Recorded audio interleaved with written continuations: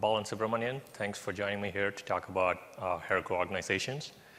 I know we have a small crowd here, so let's try and make it as interactive as possible. I don't have a whole bunch of slides. I have a couple of stuff that we'll do on the CLI, a couple of things we'll see on the Heroku UI. But yeah, feel free to stop me anytime, ask any questions. Okay, so you'll see this several times in the next 4 days. So it just talks about, we'll talk a little bit about forward-looking features, a couple of new features that we have in development right now. So yeah, all protected under Safe Harbor. I'm Balan Subramanian. I'm a product manager in Heroku. I've been in Heroku about a year now. I've been working on the application development and platform space for about 6-7 years, and Heroku has always been kind of like the place to go to for application developers and platforms, so I decided to join them. Let's start with a little bit of Dilbert. So yeah, point-to-hair boss says, who needs a little management help? Everybody points to everybody else, and point-to-hair boss, always the optimist, takes it as teamwork. Just talking about how, you guys have all been part of teams, probably managing teams, administrating applications. It goes to show teams are best when left alone. You always need a little bit of governance on them, you need a little bit of management on them. But if you let them do their daily jobs, then they automatically come together and work together. And on a little positive note, teamwork, how team members always are willing to help each other, working towards a common goal. And yeah, they're not doing much here, but yeah, ambitious nevertheless. Okay, so what's in this session? So we'll talk a little bit about Heroku orgs. They're also known as organization accounts. At the outset, they have nothing to do with Salesforce orgs currently. We're working on bringing them together, but right now it's a separate entity that you provision and manage independently from your Salesforce orgs. Look at some of the common use cases that you can address with orgs. Look at some of the features that help you address those use cases, and then we'll talk a little bit about upcoming features. Just a step back, Heroku's values. Heroku is all about developer productivity. It's about how developers can go about uninterrupted in their daily jobs, and through that, the company gets unmatched productivity. Heroku is also a secure and scalable platform for building and running these apps. And what you'll see in this session is many of the things that we've learned in terms of securing Heroku itself, we're trying to bring that up to our customers. So not only do customers get a secure platform out of the box, they get a governable platform as well. And this governance comes through visibility and control. And we're building on top of that more automation features, but today we'll talk more about the visibility and control aspects of the platform. So our goal is to empower developers and enable administrators to manage the apps that those developers are building and running on Heroku. Heroku has been the developer's choice for a long time. Developers really like the fact that they don't have to administer servers. But when it comes to apps, at some point you're going to need some administration, some governance capability on those apps and how those developers are working with those apps. And that's what organization features bring you. But what we've tried to do is stick to the design philosophy that Heroku has had for like 7-8 years now in terms of thinking things through before putting features in place. And that's what we've tried to do with organization features as well. So when you look at the organization features and compare it to many other enterprise products that you might be used to, you might think about how simple the features are, but there's a lot of thought that's gone behind in studying how developers actually go through their daily tasks and how administrators, what are the points of control that administrators need, and trying to build the minimum simplistic product that we can offer that helps you balance governance with developer productivity. Organization accounts, they're built for teams of any size. We have startups using it for startups with like 2 or 3 in-house developers, maybe a couple of collaborators from design agencies and such. And then we have companies as big as Burberry, Eli Lilly, and Heroku itself running within an organization. So all the apps that the Heroku platform actually uses to deliver its functionality, all those apps are managed in one Heroku organization. The goal of organization accounts is you'll see this again and again, is about fostering discovery. So we want to leave things as open as possible unless there is a very good reason to lock it down. And that's the point where administrators get the control over locking it down and what's visible. We have role-based access control. And then the difference between traditional role-based access controls and the way Heroku works is there are several dimensions. There are obviously roles, but then there's also the concept of locking and unlocking apps. We'll look through that, which basically means as your application goes through the life cycle, it starts as a prototype, gets into a pilot, gets into a development environment, gets into like a serious app, and then finally ends up in production somewhere. The model lets you change the permissions and change the access rights on these apps, change accordingly with what point of the life cycle the app is in. And one of the other key things with Heroku has always been collaboration with third-party developers. We see a lot of our customers use design firms. They'll use just freelance developers. So how do you bring them all together into your organization where you also have your in-house developers and you have a whole bunch of apps that you're building? How do you make sure that those collaborators have access to the things that they need access to, and in that sense, complete access to those things? But you're kind of partitioning the other more sensitive apps in your organization away from those collaborators. So what does an org account look like? So when you log into the Heroku dashboard, you're going to see your personal apps, and you're also going to see all the organization accounts, all the organization accounts that you have. And one Heroku user can be part of several organizations. You're going to be able to see the apps and details of each of the app in the org. And one of the key reasons we find customers using organizations is just to get a better aggregated view of all the apps and all the usage of those apps and what they're paying for those apps. And like I said before, role-based access control, the dashboard is the place where you manage developer access. One of the ways that you get organization accounts today is through our sales channel, and what that means is we tie it to the Salesforce contract that you have, and in that sense, you're able to see the details of that contract through the Heroku dashboard, look at your historical usage, and also see things like how much do you have left against the quota that you signed up for as part of your Salesforce contract. And then there are very few organization settings today that you can change. In fact, the only thing that you can do is basically change the name of the organization. And there's a reason for that. We believe a lot of the work behind the actual design of the organization itself, like I said, a lot of thought has gone behind it. And we believe in introducing as little overhead as administrators as possible. So real quick, let me show you an org. So let's just jump into the Shushi Inc. org, which is an org that we use for all our demos. So you can see all the apps out here, and we'll talk about joined and unjoined apps. But as an administrator of this org, I do not have to join all the apps to administer them. Here are some apps that I'm interested in that I've joined.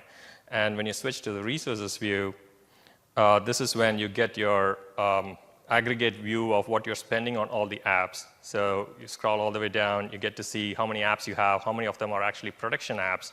And the way we figure that out is there is a way to mark an app as a production app, which means we run a production check on it. And you get to see what your estimated monthly cost is going to be based on the usage that these apps are incurring currently. You could also drill down into each of these apps and take a look at how many dynos, which are the compute units on Heroku, how many dynos this app is using, what add-ons are being used, and what tier the add-ons are at. Are they free add-ons, or are you paying for them on a monthly basis? We're able to see all of that. And from here, you can jump into the traditional manage resources view, where you get to scale up the app, add new add-ons, change configuration settings, and things like that. You get to see the access. We'll get into this a little more in detail further down the presentation. And this is the new dashboard that we've introduced. Like, this is currently in a beta. We've introduced this in the last month. Some of the features I still have to switch back to the old dashboard, and I'm going to do that real quick, just to show you what a contract looks like and how you look at your historical usage. So the one tab that's here is the usage tab, which we're in the process of migrating over to the new dashboard. But this is where you get to see what your plan was. This is just a sample plan. Typically, plans are like 100 dynos per month and about $10,000 in add-on services. But in this case, this is the plan you have. Obviously, this demo org has been using way more than its allocation, but not as much in add-on services, because a lot of add-ons that we're using for demos are free add-ons. You get to see your usage history, and both for your compute units and also for your add-on services, and then a historical view of what you spent in the last few months. And this really helps if you want to change your contract terms and you want to work with your sales figure out what your actual allocation should be.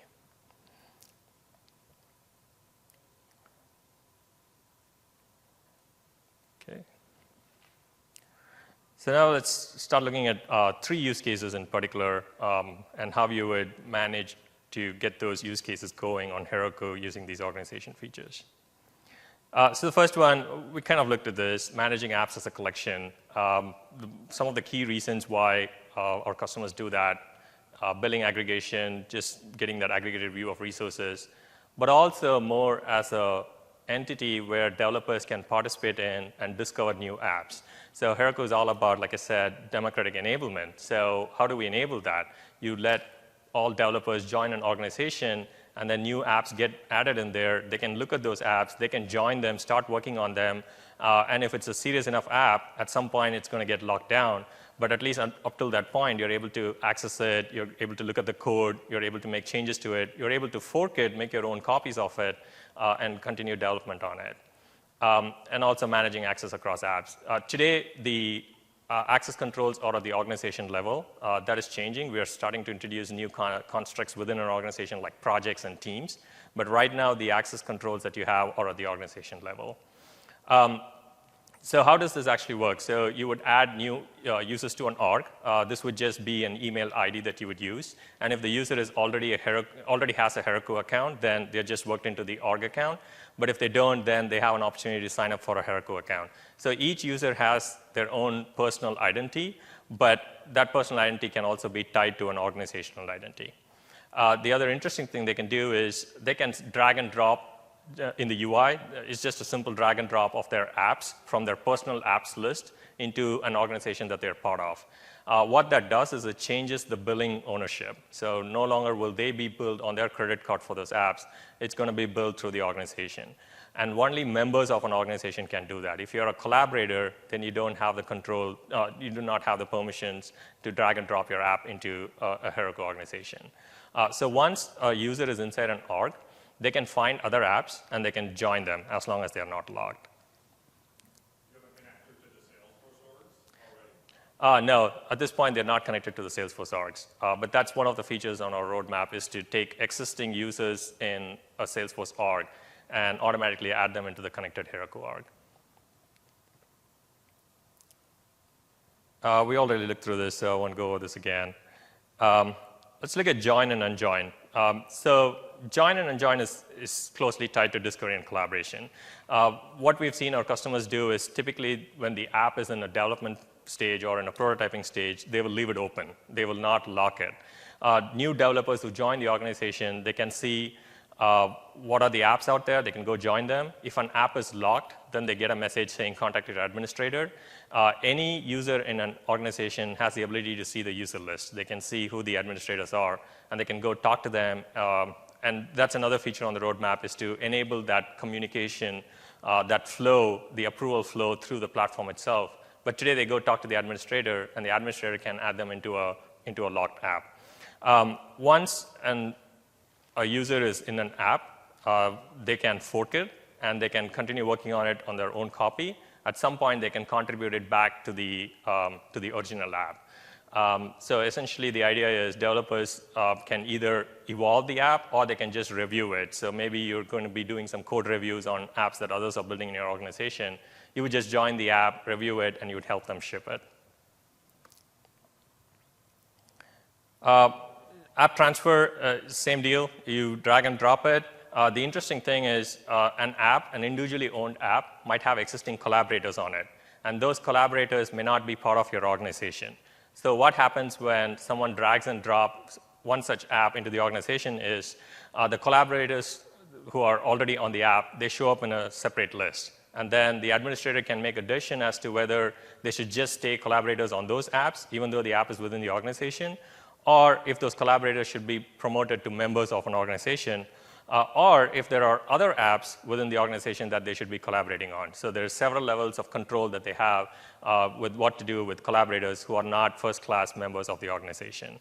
And like I mentioned before, the key thing here is it transfers billing responsibility from the user, from the individual user's account to the organization account.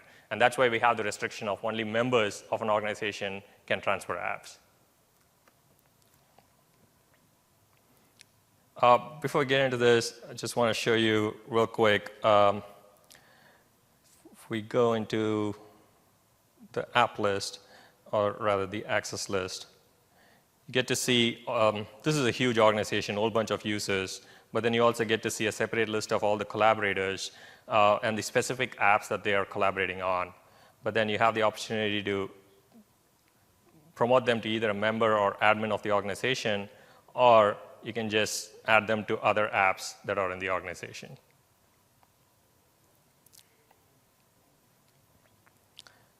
I'm going to switch back to the old dashboard real quick to also show you the lock unlock.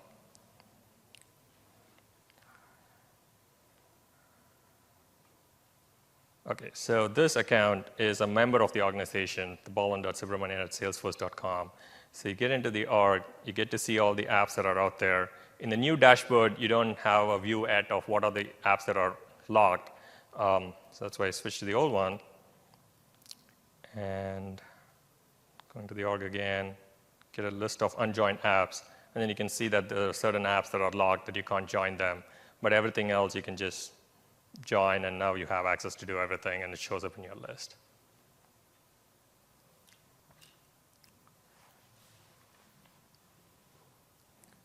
So let's look at how you actually lock an app and when you would do it. So locking an app is pretty simple. You go to the access control page for a particular app, and then you basically click the lock button, and it's locked. But it has some interesting side effects. One is people who already have access to the app, they continue to retain access. So if you want to kick someone out of an app, then you explicitly remove their permission to the app, and then you lock the app. Or you can do it, you can lock the app and remove them as well, but that's an explicit operation that you have to do. You can also unlock a locked app at any point during its life cycle. So what we've seen customers do is sometimes they will create an app and they will lock it immediately, and then explicitly manage access for that app by adding members and collaborators to the app. Other times they would they would leave apps unlocked, but at some point in its life cycle, like let's say they're going to ship it, it's going to go into production. At that point, they will lock it so that everyone who has access to it continues to have access to it. And anybody new who gets into the organization needs to talk to an administrator to get access to it. Collaborators' access is also preserved as well, but the collaborator access, since it's specific to that app, it doesn't hurt anything. They continue to have the same level of access that they had when the app was created. And at any time, administrators have access to all apps, including locked and unlocked apps, and they can explicitly add other members and collaborators. So interestingly, we have very few roles. We have an admin role, a member role, and a collaborator role. An admin role, as you can imagine, can pretty much do everything in an organization. They can manage users and apps. They can scale up apps. They can add dynos. They can add new add-ons. They can rename the organization. They can go change the billing. Like if it's a credit card build org, they can go change the billing settings. And they can also transfer in and out apps. Members, on the other hand, can do everything that a typical developer would do. So most developers in your organization will end up being members of a Heroku organization. They can transfer apps into an org, but they cannot transfer apps out. They can create new apps in an org, but they cannot delete them. But other than that, all the apps that they have access to, they can scale them, they can add add-ons, they can remove add-ons. They can do pretty much anything that goes with maintaining the app. So one of the other features that we introduced recently is two-factor auth. So this is a platform feature. This goes back to making Heroku a more secure and governable platform. So two-factor auth essentially requires any user who has that feature enabled, it requires them to use two factors for authentication. One is their password, and the other is a one-time token generated by an app like Google Authenticator. This is typically a company or org-wide policy is what we found. Usually you don't do it at an app level. Usually you would say everyone in my organization should have two-factor auth enabled. The feature that we have in the org account today is you're able to see who has two-factor auth enabled or disabled. And when you see that someone has two-factor auth disabled, you can basically go change their access. You can remove them from the org altogether, or if in the off chance you're managing two-factor auth enablement at an app level, you can remove them from specific apps. So real quick.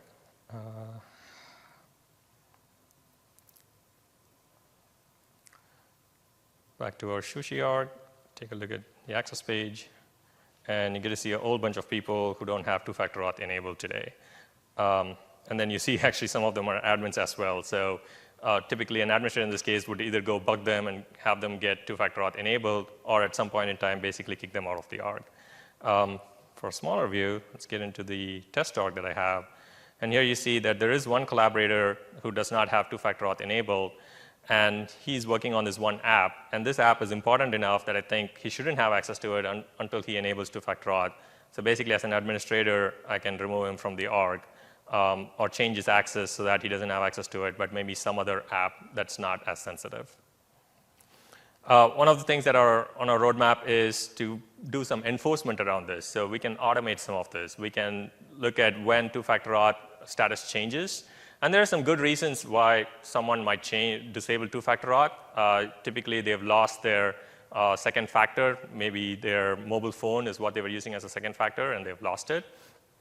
So there's good reasons for them to disable it. But at any point in time, the administrator should have visibility into who has it enabled and who doesn't have it enabled. So on our roadmap, there's notification features. There's also enforcement features where we can automatically kick a user. If he's an admin and doesn't have two-factor auth enabled, we can kick them down to being just a member.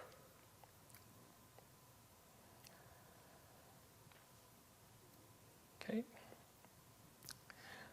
The other use case that we want to talk about is managed collaboration with third-party developers. So what we want to do is enable collaborators full control on specific apps or a set of apps, but then hide the rest of the organization from them. And the way you do that is you can add collaborators to an app today. You can do that whether the app is inside an org or it's an independent app.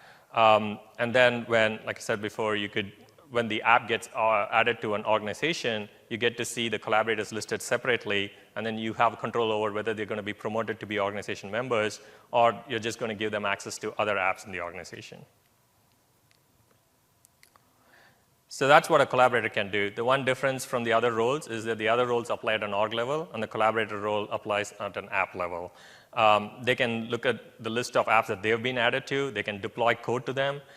They can maintain the app. They can scale it up, but they cannot add new add-ons. They can only do free add-ons. They can add and remove free add-ons, but if it's a paid add-on, they can't really do anything with that. The idea here is that add-ons don't change as often. You typically pick add-ons when you build an app. Like you need an add-on for logging. You need an add-on for, say, a message queue. You pick that when you build the app. But scaling dynos is something that happens through the lifetime of an app. So collaborators can do that, but they can't do anything with add-ons. They also cannot add other collaborators to apps. They cannot create or transfer apps.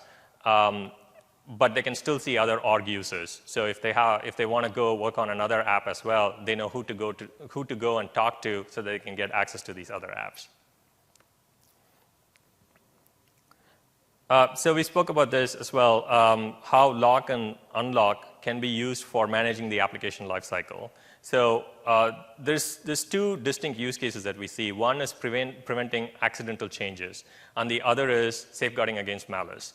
So in the first case, it's okay if people do it. You can roll it back. Whereas in the second case, you want to be really restrictive about who can actually do some of those operations. So when you have an application in production, you don't want too many people changing it, but you still want people to be able to build the next set of features for that app in the staging or the dev environment. So the way you do that on Heroku is you actually create copies of the same app. They share the same configuration. Well, that's in your control. You can have them use a different set of configuration, or they can share the same configuration.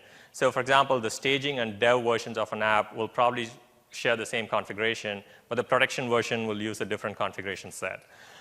And when you lock an app, you're not only locking its code, you're not only locking its maintenance, like changing the number of dynos or the add-ons, but you're also locking its environment. And the environment is key. And the reason being, some of the add-ons that you might use for data storage, the access permissions that you have to those add-ons is actually stored in the configuration of the application. So when we say you can fence it off, you're fencing not only the code, but also the configuration, which in turn locks out a user who doesn't have access to the app from accessing the data behind that app as well.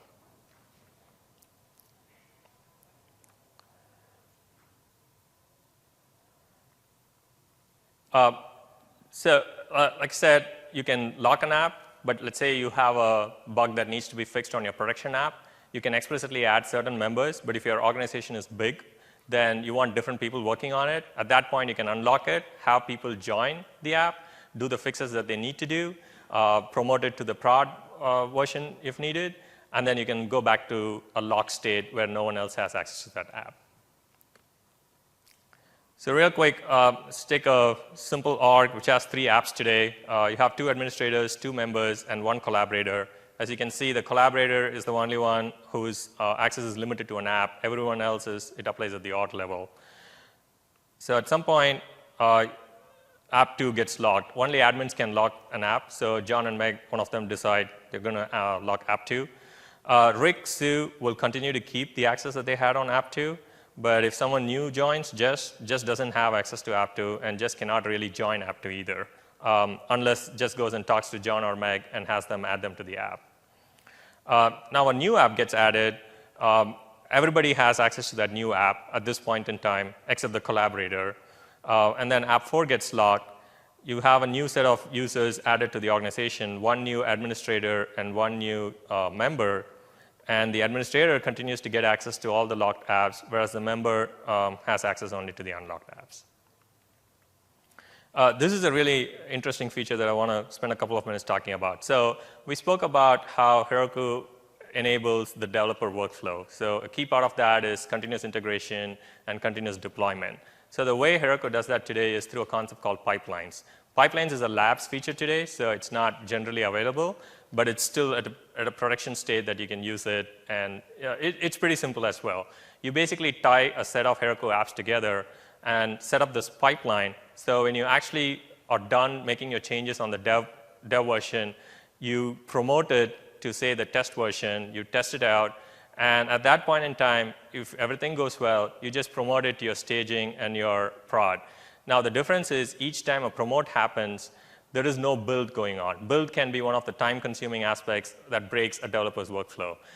So what happens in this case is once you're confident enough that the code is at the right level, the configuration is at the right level, when you do a promote, what actually happens at that point is the binary bits of that application are copied over to the new application. They're distributed to all the compute units or the dynos that support that application. And all this happens much quicker than having to run an independent build and deployment to each of your staging and production apps. So let me do a quick demo of that. Let's see, Heroku.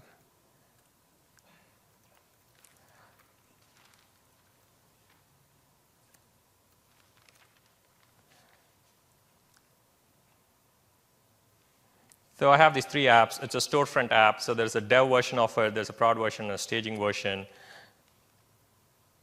And what I'll do is let's take a quick look at what the pipeline looks like for the dev version. So it's pretty simple. The dev version, when you promote it, it basically goes to the staging version of the app. And when you promote the staging version, it goes to the prod version of the app. But the interesting point here is the restrictions that we have on these apps. So if you look at the access permissions that people have on these apps,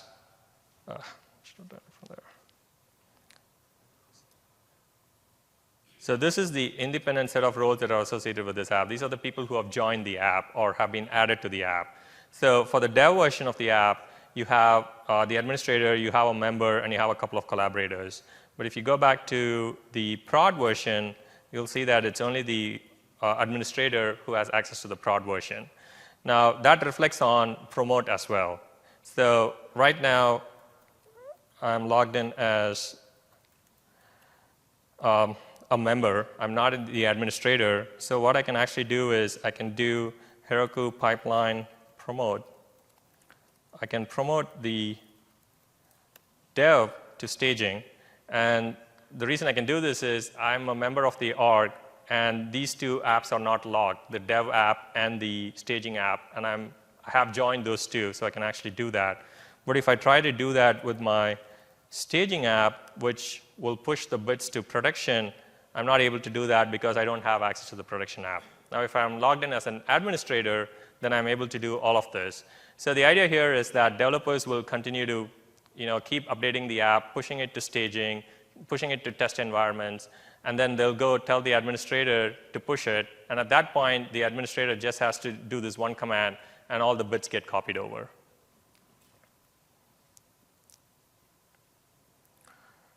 So how do you get organization accounts? It's available through sales. It's only available through sales today, but you can also get it as part of your Salesforce.com contracts. And what that adds to the Salesforce.com contract is the monthly dyno allocation, monthly add-on credits, and there is no charge for these organization features. So when a new org is provisioned, the administrator gets an email, and that's a screenshot of what he sees when he gets into the dashboard for the first time. He has the opportunity to go change the settings, add members, add existing apps, or create new apps. So what's next? So we started with this. We started with a couple of roles that are assigned at the org level.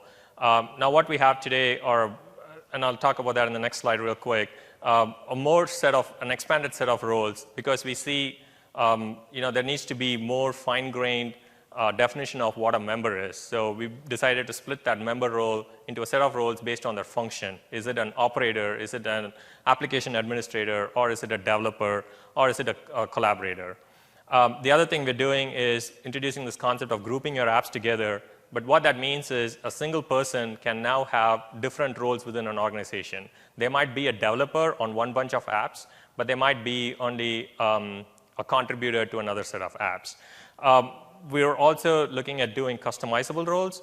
And what that means is, we put a lot of thought into what these roles should mean. But then we recognize that administrators will want some control over that as well, just to customize it to their organization. So we're going to let them do that.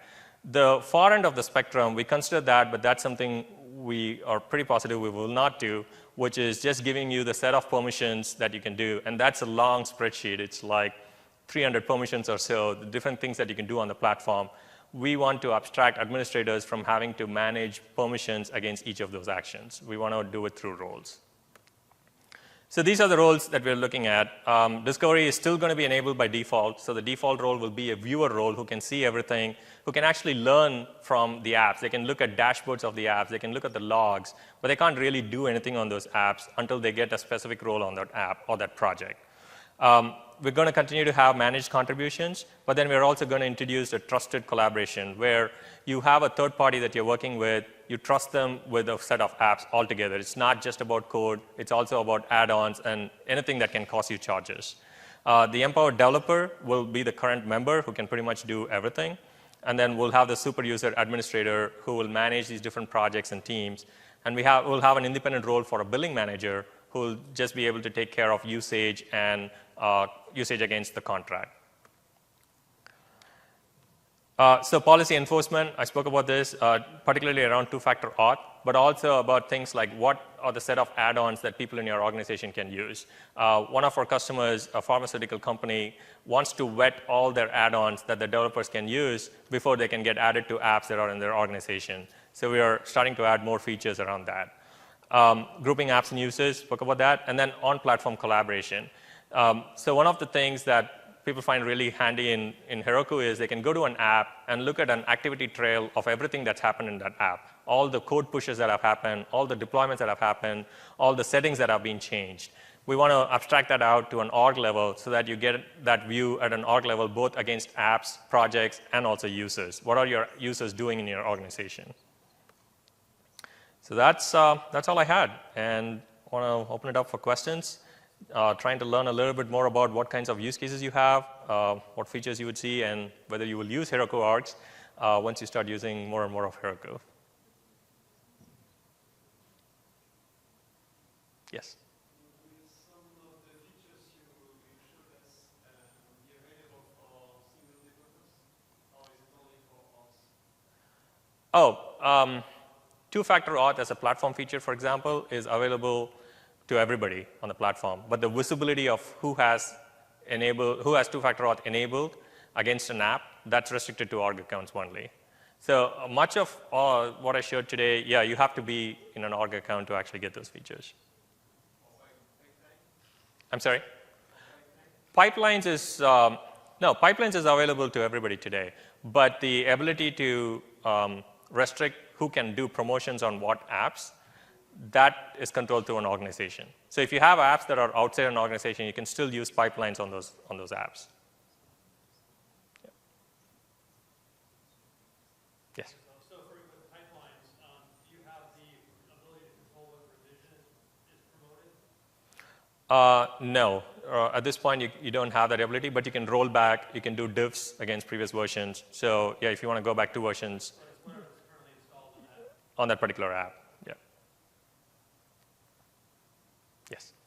So I understand the developer access and things. What about end-user access and security? End-user access and security, today you can manage that through custom domains. So you can associate specific set of domains with apps.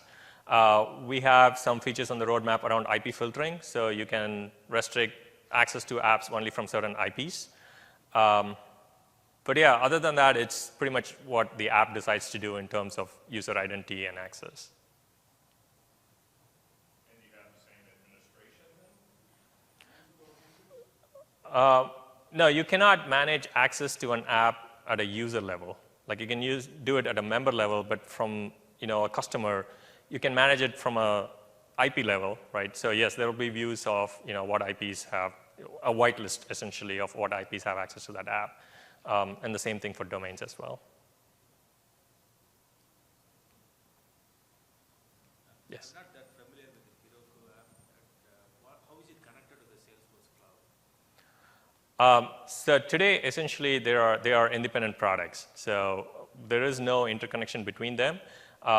There is the Heroku Connect product, which basically lets you move data from your Salesforce organization into the Heroku Postgres database. And some of the use cases where you would do that is, let's say you're building a consumer application, and you want to use Java or you want to use Ruby to do that. You build that on Heroku, but you want to have that access to that data that's in your Salesforce org. Then you would use Heroku Connect to pull them together. One of the things that we're working on today is being able to show the apps that you have in your Heroku organization in your Salesforce setup tree. So then you can actually make callouts to those apps that are running on Heroku from inside your Salesforce code. So how complicated the data can be behind these Heroku applications? Oh, it can be anything. So it's basically a Postgres database. So it's a SQL database. So you can put anything in there. There are no limits on how many rows you can have in there. Well, there are limits, but they are very, very high. And there's very few restrictions on how many calls you can make to those databases. So that's one reason we see people moving some of their data from Salesforce into Postgres and building their consumer applications around that on Heroku. You don't have to worry about performance and things like that. No. Postgres is an independent product within Heroku. We could spend the next 30 minutes talking about it, but it has a lot of features around like tuning your database. There's a lot of guidance that's built into the product itself, so you don't have to be a database expert to actually use Postgres. Okay, no, because Heroku is like to advertise as, you can really build applications quickly. Yes. But the thing is, the challenge is really making sure, the application scales up to a certain level, right, for big organizations. Yeah, absolutely. So yeah, there've been no issues around scaling with the database or even with the dynos themselves. So yeah. There's actually another session, I'm not sure when that is, but it talks about how you build applications that go to like 1 million users at a time on Heroku. I believe it's tomorrow. Yeah. All right. Thanks for joining me, and I'm around if you want to chat.